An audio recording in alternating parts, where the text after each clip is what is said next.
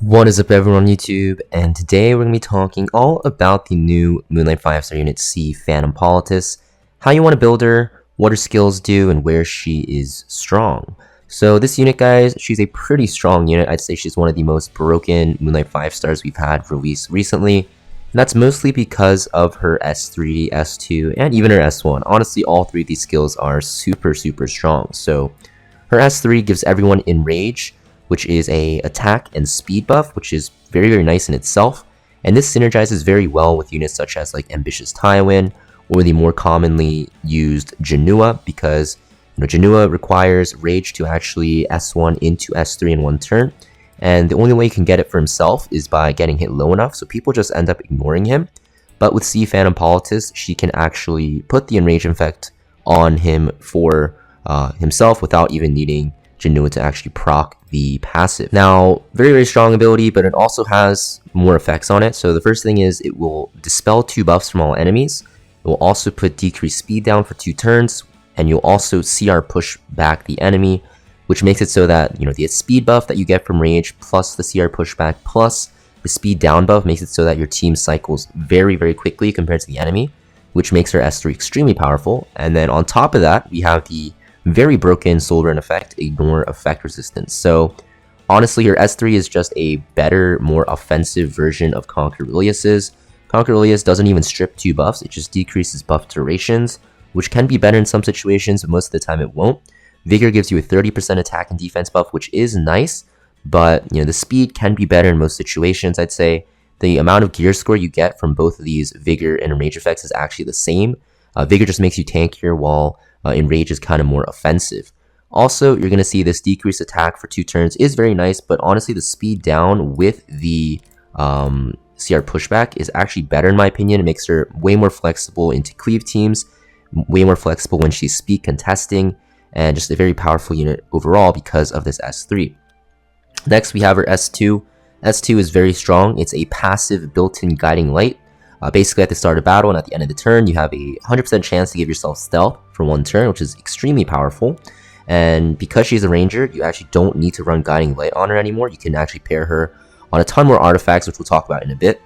The secondary effect of this, super strong. It's going to decrease the amount of resources gained by the enemy by 50%. This works on all of the meta units here. A lot of the meta units that are Moonlight 5-stars that are very strong, like Lionheart Sirmia, Navy Captain Landy, Abyss Lufine, who I don't have actually, and even units such as like the dark units here, like Lone Crescent Bellona, Urban Shadow Shu, they all have a passive that gives them resources. So what ends up happening is with C Phantom Politis on the field, you can actually reduce the amount of resources they gain, and a lot of those units are very reliant on that resource gain. So she kind of just shuts down all those units pretty hard, which makes her even more powerful than she already is with this S2 passive. Next, we have her S1, one of the most broken S1s in the game. Honestly, you can kind of say that Conquer Ilias and C Phantom Politis is like S2 and S3 are both like equally strong, but her S1 puts her over the top here, and that's because your S1 will also strip 1 buff, but it will also actually trigger a dual attack from the ally with the highest attack when you're enraged. Conquer Ilias's is random, whereas C Phantom Politis, when you have Enrage up, which is going to be pretty much all the time because it's a 4-turn cooldown, right? You'll actually be bringing your ally with the highest attack with that rage buff on them, making them do a ton more damage, and just a super powerful ability. You'll see in Guild Wars and even in RTA, this can make or break the game because when you have forced dual attacks like this so consistently, it makes her super strong, right? Conquer Ilias has a lot of RNG with this S1, and you already know when Conquer Ilias brings her damage dealer how punishing it is. Think about C Phantom Politis doing this 2 turns in a row with this rage buff. Very annoying, and definitely one of the best S1s in the game. Now, for how you want a skill enhancer, you definitely want the turn cooldown on her S3, pretty much required. You also want this effect chance on her S2 to be 100%, so you have perma stealth, also required. And then her S1, you don't really need any enhancements into it. The only reason I'm at +4 is because I have her on Grace of Growth, because the damage isn't that great. It's mostly with the dual attack that you bring with the ally. Now, looking at her build, so honestly, you just want to kind of put her on speed set. The secondary set doesn't really matter. Ideally, you want effectiveness or maybe immunity, but honestly, a broken set works. That's what I'm using because she wants to be very fast, right?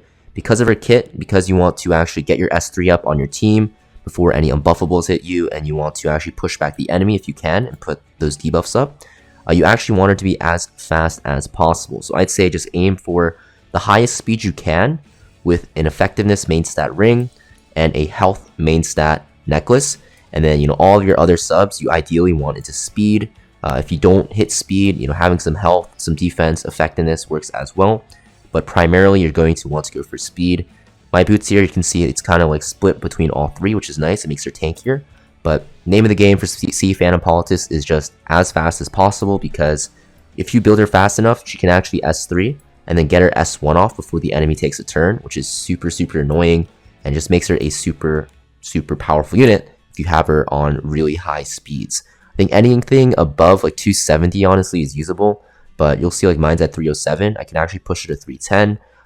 You definitely want to aim for as high a speed as you can, because just a super powerful unit, right? Now for artifact, because she is a ranger, rangers are usually forced to run like guiding light for protection, but because her S2 actually has the stealth built in, pretty pointless, right? Because stealths don't stack. But the reason why a lot of rangers like stealth is because makes it so that you're untargetable, and also you have damage reduction from AoE attacks, which a lot of people don't know about.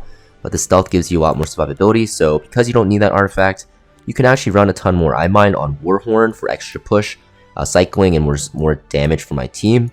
I've seen people run her on something like Miss Confile, because if you S1 and you can land a defense break, it's pretty punishing. It's essentially a one-shot, and because you're on high effectiveness, this usually lands most of the time. I think this is probably one of the better artifacts for her if you can actually afford her for it. Song of Stars I've seen as well if you want to land target, but I think this one is a higher chance to target, but honestly defense break is a lot more punishing.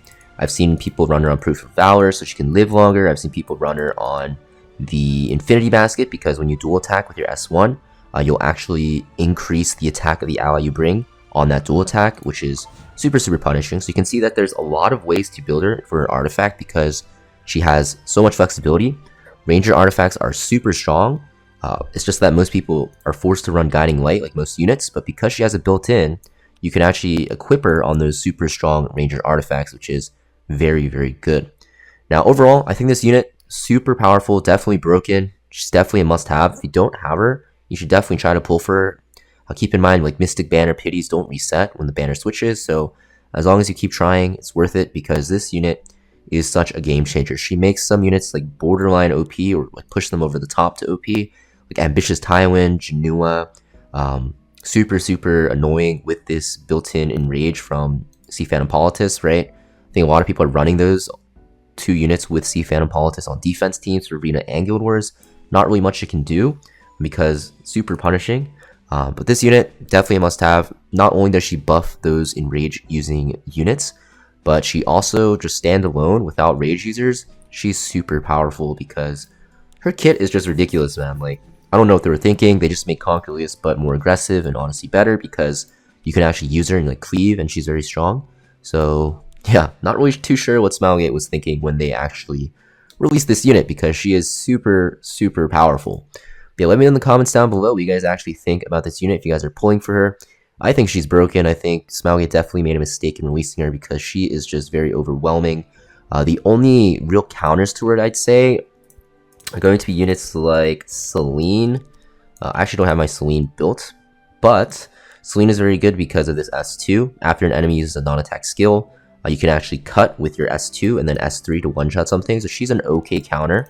Funnily enough, another good counter is going to be her counterpart, Fire Politis, because her S2 will actually proc when ML Politis uses her S3. And if you actually put her on a stun build with like Abyssal Crown, she can actually be very annoying to deal with because of the cut she can do. But super strong unit into ML Politis. Just be careful though, there's not too much you can do against ML Politis, because even if she gets her S3 up, right, and dies to like Selene or Fire Politis, or your team gets CC'd, a lot of the units you'll bring with her will just counter Green Selene and Fire Politis anyways, like Navy Captain Landy, Janua, and stuff like that. So yeah, not really too sure what the best answers for her are right now. That's what I've just seen lately. If you guys know any good counters, let me know in the comments down below, and I'll see you guys next video.